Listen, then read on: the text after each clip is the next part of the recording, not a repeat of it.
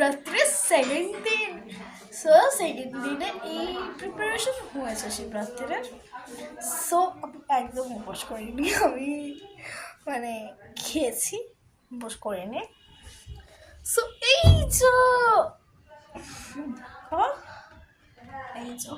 কেমন লাগছে ঠাকুরকে অবশ্যই জানিও কমেন্ট করে। আর আমি আজকে মানে কি বলবো, আমার একটা ইনসিডেন্ট হয়েছে। আজকে শিবরাত্রির প্লাস কাল বাদে বসছে এক্সাম।